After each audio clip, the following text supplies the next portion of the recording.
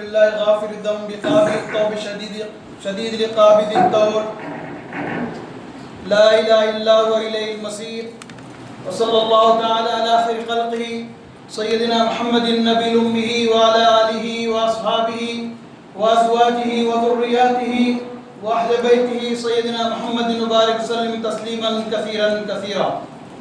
فأعوذ بالله من الشيطان الرجيم. بسم الله الرحمن الرحيم. إن قارون كان من قوم موسى فبغى عليهم وآتيناه من الكنوز ما إن مفاتحه لتنوء بالعصبة أولي القوة إذ قال له قومه لا تفرح إن الله لا يحب الفرحين. صدق الله العظيم. رب اشرح لي صدري ويسر لي أمري واحلل عقدة من لساني يفقهوا قولي. رب يسر ولا تعسر وتمم بالخير. سبحانك لا علم لنا إلا ما علمتنا إنك أنت العليم الحكيم. برادران اسلام،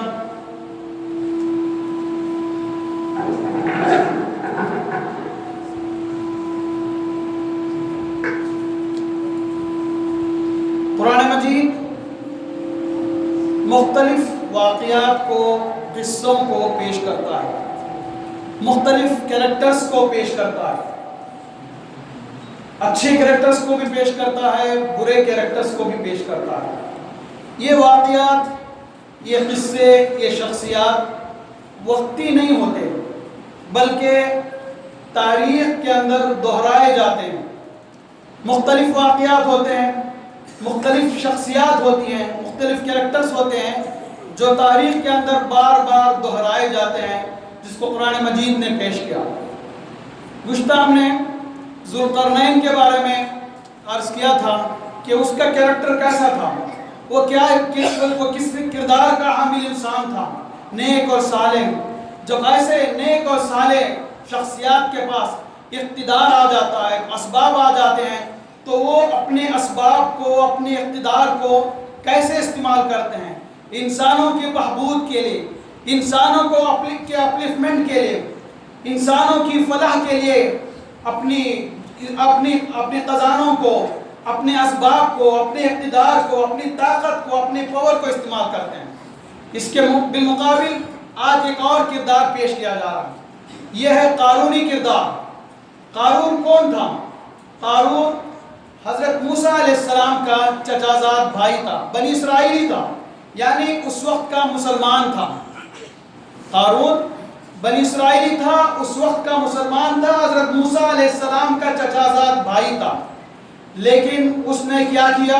قرآن کہتا ہے فَبَغَى عَلَيْهِمْ، اس نے بغاوت کی، کفر کیا، وقت کے حکمرانوں کے ساتھ مل کر اپنی دولت کو سمیٹنا شروع کیا، حرام کی دولت کو، اپنے آپ کو حرام کی دولت سے مالا مال کرنا شروع کر دیا، یہاں تک کہ وہ وقت کا بہت بڑا دولت مند بن جاتا ہے.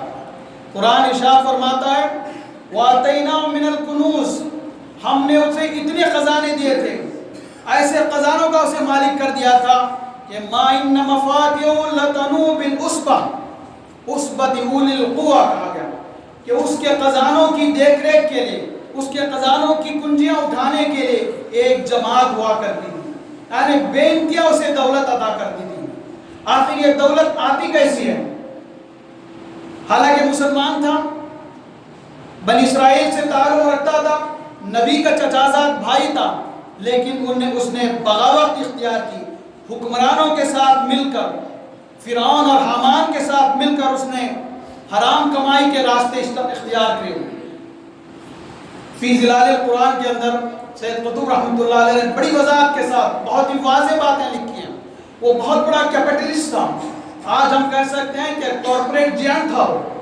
اس کی بہت ساری کمپنیاں تھیں، کنسٹرکشن انڈسٹری چلاتا تھا، فارمنگ کی انڈسٹریز وہ چلاتا تھا، لیکن مسلمانوں کا استحصال کرتا تھا.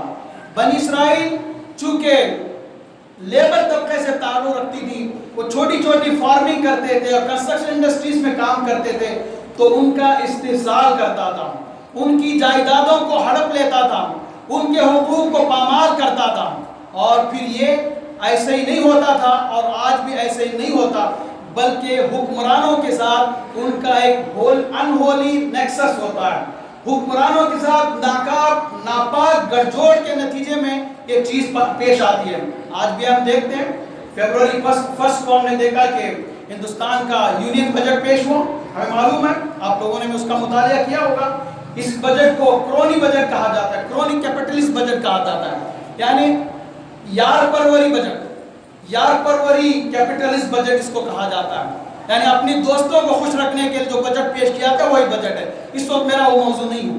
میں جو بات عرض کرنا چاہ رہا ہوں، اس وقت بھی جو قارون بنے ہوئے ہیں اور اس وقت کا قارون جو آج سے 2500 سال پہلے حضرت موسیٰ علیہ السلام کے زمانے میں تھا، اس قارون میں اور آج کے قارون میں کوئی فرق نہیں ہے. اور پھر قرآن اس کو وضاحت کے ساتھ پیش کرتا ہے. اس کا گٹھ جوڑ حکمرانوں کے ساتھ تھا، چاہے وہ قارون ہو یا حامان ہو. قارون ایک شخص کا نام نہیں ہے، بلکہ یہ پورے کیپٹلسٹ نظام کا نام ہے. قارون کے بعد پھر حامان کا ذکر آتا ہے. حامان پورے بیوروکریٹس کا نام ہے. یہ حکمرانوں فرعون کو قارون اور حامان کی ضرورت پڑتی ہے. آج بھی حکمرانوں کو ان قارون اور فرعونوں کے ذریعے حکومتیں چلایا جاتی ہیں. فرعونوں کو حمانوں کی اور قارون کی ضرورت پڑتی ہے، اور قارونوں کو اور فرعونوں کو حمانوں کو فرعون کی ضرورت پڑتی ہے. یہ ان کا انہولی نیکسس اور گٹھ جوڑ ہوتا ہے، جس کی بنا پر یہ انسانوں کا خون چوستے ہیں، غریبوں کا خون چوستے ہیں. انہیں 2 وقت کی روٹی کے لیے ان کا گزارا کرنا مشکل ہو جاتا ہے، اور پھر دولت سمیٹ کر ان قارونوں کے خزانے میں آ جاتی ہے. آج بھی ہمیں معلوم ہے ہندوستان کے اندر کہا جاتا ہے کہ 74% جو دولت ہے وہ تقریباً 7 یا 8% لوگوں کے ہاتھوں میں پائی جاتی ہے، اور بقیہ جو 26% دولت وہ 95% انسانوں کے ہاتھ میں پائی جاتی ہے. تو یہ حکمرانوں کے ساتھ گٹھ جوڑ کر کے اس نے دولت کے بڑے خزانے جمع کیے تھے. اور قرآن جو اس کی دولت کا اندازہ لگانے کے لیے جو بات کہتا ہے کہ مَإِنَّ مَفَاتِحَهُ، اس کے خزانوں کی جو کنجیاں تھیں، اس کے جو ویئر ہاؤسز تھے، اس کے جو انڈر گراؤنڈ سائلوز تھے، اس کے اندر جو اس نے خزانے بھر کر رکھے تھے، اس کو اٹھانے کے لیے ایک بڑی قوت والی جماعت درکار تھی. مولانا عبد الماجد دریابادی رحمۃ اللہ علیہ نے راغب اصفہانی رحمۃ اللہ علیہ کے حوالے سے لکھا ہے کہ اس کا مطلب یہ نہیں تھا اس کے بڑے خزانے تھے، نہیں. یہودی روایت کے مطابق 300 خچروں پر اس کے سفیر اور اس کے جو خزانوں کے مالکان تھے وہ چلا کرتے تھے. یعنی اس نے وہ کارپوریٹ ایسا بنا رکھا تھا کہ مختلف اس کی کمپنیاں تھیں، مختلف اس کے ہر سوئی بنانے، جیسے آج ہم دیکھتے ہیں کہ ایک سوئی بنانے سے لے کے بڑے بڑے راکٹ بنانے تک بھی کمپنیاں انہی کے ہاتھ میں ہوتی ہیں، اور پورا سسٹم ان کے ہاتھوں میں آ جاتا ہے. اسی طرح قارون کا معاملہ تھا، تو دولت سمیٹ کر اس کے ہاتھوں میں آ چکی تھی. اب ایسے وقت میں کیا کرنا چاہیے؟ قرآن واضح کرتا ہے. قرآن کہتا ہے اس کی قوم نے اس سے کہا اذ قالت له قوم لا تفرح ان اللہ لا يحب الفرحین. یہاں 4 پوائنٹ پروگرام بتایا گیا. جب قارون اپنے عروج کو آ جاتے ہیں، ظلم و ستم ڈھانے لگ دیتے ہیں، عام انسانوں کا جینا دوبر کر دیتے ہیں، اور کسانوں کی زندگیوں کو مشکل میں ڈال دیتے ہیں، انہیں اپنی کھیت سے ملنے والا اناج وہ خود کھا نہیں سکتے، اور اس کی پوری دولت سمیٹ کر کیپٹلسٹ نظام کے اندر آ جاتی ہے، کارپوریٹ جینٹ اس کو خریدنا شروع کر دیتے ہیں. تو پھر ایسے مواقع پر کیا کرنا چاہیے؟ قرآن اس کے لیے 4 پوائنٹ فارمولا دیتا ہے. سب سے پہلے کہا اذ قال له قوم، اس کے قوم نے اس سے ملاقاتیں کی. اس وقت جو بھی سسٹم تھا ہوگا، پروٹیسٹ کیے ہوں گے، میل بھیجے ہوں گے، باتیں کی ہوں گی، گفتگو کیے ہوں گے، اکابر جا کے ملاقات کیے ہوں گے. اس سے کہا کہ لا تفرح، اے قارون تو پھولے مت سما، یہ تیرا کوئی اچھا کارنامہ نہیں ہے کہ تو اپنے آپ کو بہت بڑا سمجھتا ہے، یہ تو دکھاوا تو چل رہا ہے، تیری ہیلی کاپٹرز چلتے ہیں، آج کے زمانے میں بتانا ہو تو لیمونز چلتے ہیں، یہ جو اپنے آپ کو تو پھولے نہیں سما رہا ہے، یہ اچھی بات نہیں ہے. اس لیے کہ ان اللہ لا يحب الفرحین، اللہ تعالیٰ پھولے نہ سمانے والوں کو پسند نہیں کرتا. یہ اللہ تعالیٰ کو پسندیدہ نہیں ہے کہ تم اپنے آپ کو بہت بڑا سمجھو اور پھر دنیا پر راج کرنے کے خواب دیکھو اور اپنے آپ کو پھولے نہ سماؤ. یہ تیرا طریقہ، یہ تیرا رویہ اچھا نہیں ہے، یہ اس سے تجھے باز آنا چاہیے. یہ موسیٰ علیہ السلام کے قوم کے لوگوں نے، ان کے اکابر نے، ان کے علماء نے، ان کے جو لیڈرز تھے، اس کے پاس ملاقات کرتے ہوں گے، گئے ہوں گے اور اسے کہا کہ لا تفرح ان اللہ يحب الفرحین، کہ یہ تیرا رویہ صحیح نہیں ہے، تو اس سے باز آ جا۔ ایک نمبر 1۔ دوسری بات جو انہوں نے کہی وہ ہے وَابْتَغِ فِي مَا آتَاكَ اللَّهُ دَارَ الْآخِرَةِ، تجھے چاہیے کہ جو کچھ دولت تجھے اللہ نے دے رکھی ہے اس کے ذریعے سے تو آخرت کی فکر کر۔ یہ دنیا فانی ہے، یہ اس وقت بتانے کی ضرورت ہے انسانوں کو، ان کو بتانے کی ضرورت ہے کہ یہ چند دن کی دنیا ہے، اس کے بعد دنیا ختم ہو جائے گی۔ تو کہا کہ اس دنیا کے ذریعے سے یہ جو دولت تم نے حاصل کی ہے تم اپنے آخرت کو نہ بھولنا۔ ایسا نہیں ہے کہ یہ ہمیشہ تمہارے پاس رہے گی۔ بڑے بڑے آئے اور چلے گئے، جیسے آتے تھے اسی طرح چلے بھی جاتے ہیں، کیسے کیسے تھے اور کیا کیا بن گئے سب دنیا جانتی ہے۔ اس بات کو ان کو یاد دلانے کی ضرورت ہے۔ وَابْتَغِ فِي مَا آتَاكَ اللَّهُ الدَّارَ الْآخِرَةَ، تو اپنے آخرت کی فکر کر۔ یہ دوسری بات جو پیغام تھا انہوں نے اس کے سامنے رکھا۔ تیسرا پیغام یہ رکھا وہ ہے وَلَا تَنْسَ نَصِيبَكَ مِنَ الدُّنْيَا، اور دنیا میں سے تو اپنا حصہ نہ بھول، یعنی اسے اسلام کا جو معاشی نظام ہے، جو ہموار اور جو متوازن نظام ہے، ان کو اس کے سامنے پیش کرنے کی ضرورت ہے۔ آج مسئلہ یہ ہمارے پاس، ہم ظلم کے خلاف تو آواز اٹھاتے ہیں، ظلم کے خلاف تو بولتے ہیں، لیکن اس کے ساتھ ہمیں الٹرنیٹ دکھانے کی ضرورت ہے۔ اس کا متبادل یہ ہے، اس کا متبادل اسلامی نظام کے اندر پایا جاتا ہے۔ اسلام کا جو معاشی نظام ہے، اسلام کا جو فائنانسنگ سسٹم ہے، ان کو بتایا جائے کہ یہ اس طرح ہونا چاہیے۔ یہ جو تم استحصال کر رہے ہو، یہ جو تم غریبوں کا خون چوس رہے ہو اور یہ جو انسانوں کا جینا مشکل کر رکھا ہے، یہ طریقہ صحیح نہیں ہے، بلکہ اس کے برعکس یہ طریقہ ہے جو ہونا چاہیے۔ اور ہمیں معلوم کر لینا چاہیے کہ اسلام اس کا کیا طریقہ پیش کرتا ہے، اسلام کا سسٹم کیا ہے، معاشیات کا، فائنانس کا جو اسلامی سسٹم ہے وہ بتانے کی ضرورت ہے آج دنیا کو۔ آج دنیا اس سے نابلد ہے، دنیا تو دنیا، ہم مسلمان بھی نہیں جانتے کہ کس طرح کیا اسلامی سسٹم ہونا چاہیے، فائنانس کا کس طرح ہونا چاہیے۔ یہ اس وقت میرا موضوع نہیں، البتہ انہوں نے کہا کہ لا تنس نصیبک من الدنیا، تمہیں چاہیے کہ غریبوں کی مدد کریں۔ ایسا نہ ہو کہ ہم دیکھتے ہیں گزشتہ جب پینڈیمک کا زمانہ آیا، لاک ڈاؤن کا زمانہ آیا، یہ جو بڑے بڑے کارپوریٹ جیان تھے ان کی خزانوں سے ایک پیسہ تک نہیں نکلا۔ جو مدد کی ہے لوگوں نے اپنے بل بوتے پر، چھوٹے چھوٹے آرگنائزیشن نے، چھوٹے چھوٹے NGOs نے کام کیا اور لوگوں کی مدد کیا، اور اس بڑی مشکل کے وقت میں جس وقت کھانا پانی ملنا مشکل تھا ان مسافروں کی مدد کی، ہم سب جانتے ہیں۔ لیکن ان کارپوریٹ نے اس زمانے بھی دولت لوٹنے کی کوشش کی، ان سے بھی دولت لوٹا گیا، یہ سب پر آیا ہے۔ تو کہا جب ان کو بتانا چاہیے کہ یہ رویہ صحیح نہیں ہے، اس کے برعکس تمہارا رویہ ہونا چاہیے کہ تم چھوٹی چھوٹی انڈسٹریز کو پروموٹ کرو، اسمال اسکیل انڈسٹریز کو جو ہے پروموٹ کرنا چاہیے، تمہیں چاہیے کہ امپلائمنٹ کو جنریٹ کرے۔ اس کے برعکس یہ ان امپلائمنٹ جنریٹ کر رہا ہے اس وقت، پورا جو کارپوریٹ سیکٹر ہے اور جو کیپٹلسٹ ہیں یہ ان امپلائمنٹ جو ہے جنریٹ کر رہے ہیں۔ انہیں بتانا چاہیے کہ تمہیں ایسی ٹیکنالوجی لائی جائے جس کے ذریعے سے پیداوار زیادہ ہو۔ اس کے برعکس کرتے یہ ہیں کہ پیداوار پر قبضہ کرتے ہیں، جو پروڈکٹ نکلتا ہے اس پر جو ہے قابض ہو جاتے ہیں، اپنے گوڈاؤنز کو جو ہے اس سے بھر دیتے ہیں۔ یہ طریقہ صحیح نہیں ہے، یہ چیز ان کو بتانے کی ہے۔ وَلَا تَنْسَ نَصِيبَكَ مِنَ الدُّنْيَا، اور آخر میں جو کہا گیا ہوئے وَأَحْسِنْ كَمَا أَحْسَنَ اللَّهُ إِلَيْكَ، اللہ تعالیٰ نے جو دولت تمہیں دی ہے، جو احسان تم پر کیا ہے، اس کے ذریعے سے تمہیں چاہیے کہ تم بھی دنیا والوں کا احسان کرو۔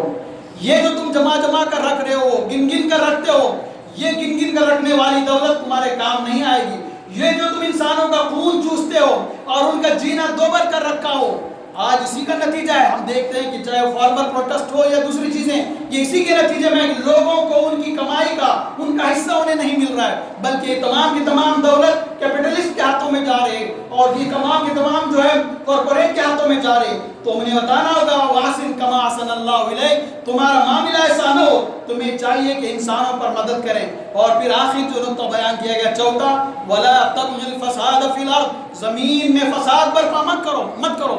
آج زمین میں فساد برپا کر رکھا ہے لوگوں نے، دولت کو سمیٹا گیا اور لوگوں کی، انسانوں کو کھانا اور ان کا جینا دشوار ہو گیا. آپ مارکیٹ کی صورتحال اس وقت جانتے ہیں کس طرح پرائسز بڑھ رہے ہیں, کیا صورتحال ہے, اور ایک آدمی کا جینا اور ایک آدمی کو 2 وقت کی روٹی مہیا ہونا یہ سب سے بڑا چیلنج اس وقت بنا ہوا ہے.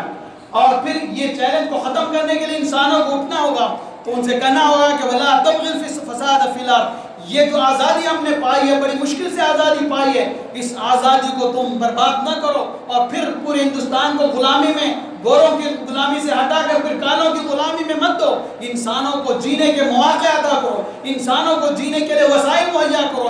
یہ تمہارا کام ہونا چاہیے. میرے دوستوں, یہ 4 پوائنٹ پروگرام آج ان کیپٹلسٹ کو بتانے کی ضرورت ہے. اور یہ جو فارمر پروٹیسٹ اس وقت چل رہا ہے وہ وہی ہے جو میں نے بات کہی ہے کہ وہ بتا رہے ہیں کہ آج مسئلہ کیا ہے, یہ کیوں ہے. البتہ ہمارا معاملہ ہے کہ نہ وہ بلز کو ہم جانتے ہیں کہ کیا فارمر بل ہے اور کیا اس کے نتائج نکلیں گے, ہم اس سے واقف نہیں, بلکہ ہمیں چاہیے کہ ہم اس سے واقف ہوں, ہم اس کا پارٹ اور پارسل بنیں, ہم اس سے الگ تھلگ نہ رہیں. دنیا میں ہندوستان میں جو کچھ چل رہا ہے, ہندوستان ہمارا ہے, اس کی ترقی ہماری ترقی ہے, اس کی بربادی ہماری بربادی ہے. اس کی ترقی کے اندر ہمیں ساتھ دینا ہوگا تو ہم اس کا ساتھ دیتے ہیں. تو میں جو بات عرض کر رہا تھا, یہ جو جاہلیت ہے, وہ چاہے وہ قدیم جاہلیت ہو یا جدید جاہلیت, چاہے قارون کی جاہلیت ہو یا آج کے قارونیت ذہن رکھنے والوں کی جاہلیت ہو, ان کی فکر, ان کا مزاج ایک ہی ہوتا ہے. وہ انسانوں کو دبانا چاہتے ہیں, انسانوں کو جو 2 وقت کی روٹی کے لیے جو ہے ترسانا چاہتے ہیں. اگر جب ہم یہ بات کہیں گے, حضرت شعیب علیہ السلام کی ایک بات کرتے ہوئے اپنی بات کو میں ختم کروں. حضرت شعیب علیہ السلام جب آئے تو ان کے سامنے دو میسیجز تھے, 2 کام وہ لے کر آئے تھے. ایک انسانوں کو اللہ تعالیٰ کی طرف بلانا, دوسرا اس وقت جو معاشی بحران تھا اس قوم کو اس معاشی بحران سے نکالنا. جب حضرت شعیب علیہ السلام اپنی قوم سے کہتے ہیں کہ یہ جو تم کر رہے ہو غلط ہے, تو حضرت شعیب علیہ السلام کی قوم کا جواب بھی آپ سماعت فرمائیں. قال شعیب اصلواتک تأمرک ان نترک ما یعبد آباؤنا. اے شعیب, کیا تمہاری نمازیں تمہیں یہی سکھاتی ہیں کہ تم ہمیں ایک خدا کی دعوت دو اور پھر ہمیں اپنے اموال کو خرچ کرنے اور کمانے کے حدود بتاؤ؟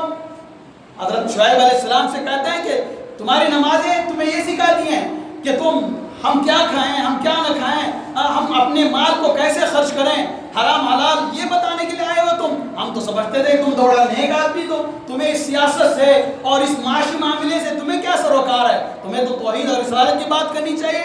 نہیں, یہ نبی کا ایک کردار ہوتا ہے کہ جو برننگ ٹاپک ہوتے ہیں, وقت کے جو حالات ہوتے ہیں اور ہر وقت کے جو برننگ ٹاپکس ہوتے ہیں ان پر انگلی اٹھاتا ہے, ان کو ختم کرنے کی کوشش کرتا ہے تاکہ انسانوں کو سکون میسر آ سکے, انسان ایک پیسفل لائف اس زمین پر گزار سکے. ایسا نہ ہو کہ حرام کی کمائی لوگ کھاتے رہیں اور ہم آنکھیں بند کر کے دیکھتے رہیں, ایسا نہیں ہو سکتا. شعیب علیہ السلام کے قوم نے ان سے کہا ان نترک ما یعبد آباؤنا او ان نفعل فی اموالنا ما نشاء, اور پھر کہا انک لانت الحلیم الرشید. کیا تو ایک ہی شخص ہے جو بڑا نیک بنا ہوا ہے؟ ہم سمجھتے ہیں کہ تو ہی بڑا اپنے آپ کو نیک کہتا ہے. روایت میں جو بات آتی ہے کہ حضرت شعیب علیہ السلام کی بھی ایک دکان تھی اور وہ مال پریکٹس نہیں کرتے تھے. دینے کا پیمانہ لینے کا پیمانہ ایک ہی تھا, لیکن اس زمانے میں دینے کا پیمانہ اور تھا, لینے کا پیمانہ اور تھا. تو حضرت موسیٰ علیہ السلام پر ٹانٹنگ کی گئی کہ تم نمازی اس لیے بنے ہو. تو آج بھی اگر ہم پھوٹ کھڑے ہوئے ہیں تو یہی تانے ہم کو بھی سہنا ہوگا. بہرحال قصہ مختصر یہ کہ وقت کے حالات کو, ہر وقت کی نزاکتوں کو سمجھنا. ایک اور بات عرض کر دوں, تقویٰ کا جو بہترین مفہوم ڈاکٹر اسرار احمد نے لکھا ہے, وہ کہا کہ be smart, having regard to اللہ. یہ تمام معنی تقوی کے اندر آتے ہیں کہ حالات سے آگئی ہونا. ایسا نہیں ہو کہ آنکھیں بند کر کے زندگی گزارنا, جیسے وہ ریس کا گھوڑا ہوتا ہے کہ وہ نہ لیفٹ دیکھتا ہے نہ رائٹ, بس بلکہ وہ سیدھا جو ہے سر پہ دوڑتے رہتا. ایسا نہیں, بلکہ حالات کی نزاکتوں کو سمجھنا, حالات کے مسائل کو سمجھنا اور ان مسائل کے لیے, ان مسائل کے اندر سے قرآن مجید کے اندر سے حل نکالنا, حضرت نبی کریم صلی اللہ علیہ وسلم کی سیرت سے حل نکالنا, یہ ایک مومن کا شیوا ہوتا ہے. میں آپ کی بات کو اسی پر ختم کروں کہ ہمیں بھی اٹھنے کی ضرورت ہے اور ہمیں اسلامی تعلیمات کو معلوم کرنے کی ضرورت ہے. اسلام کا معاشی نظام کیسا ہوتا ہے, اسلام کا سیاسی نظام کیسا ہوتا ہے, اسلام کا تعلیمی نظام کیسا ہوتا ہے, اور پھر وہ دنیا کے سامنے پیش کرنے کی ضرورت ہے. جب یہ نظام پیش کیا جائے گا اور لوگ معلوم کریں گے تو پھر اشش کرتے رہ جائیں گے, بلکہ جواب در جواب اسلام کے اندر داخل ہوں گے. ہمیں اس بات کی ضرورت ہے کہ ہم خود معلوم کریں.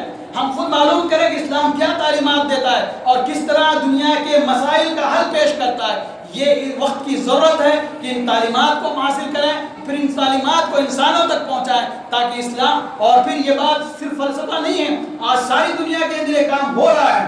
اسلام کی معاشی تعلیمات کو پھیلائی جا رہے ہیں اور بڑے بڑے جو غیر مسلم حضرات ہیں وہ بھی کر رہے ہیں کہ اگر اسلام کا جو معاشی نظام ہے وہ ہندوستان کے اندر قائم ہو جائے تو تمام کی تمام بھکمری ختم ہو سکتی ہے، تمام کی تمام غربت جو ہے ختم ہو سکتی ہے اور پھر ایک خوشحال ہندوستان بن سکتا ہے. اللہ تعالیٰ سے ہم دعا کرتے ہیں کہ اللہ تعالیٰ ہمیں اس بات کی توفیق دے کہ ہم اسلام کو صحیح معنی میں اس کے تمام احاطے کے ساتھ سمجھ سکیں اور پھر انسانیت کے سامنے اس کو پیش کر سکیں. اقول قولی ھذا استغفر اللہ لی ولکم ولسائر المسلمین من کل ذنب واستغفروہ انہ هو الغفور الرحیم.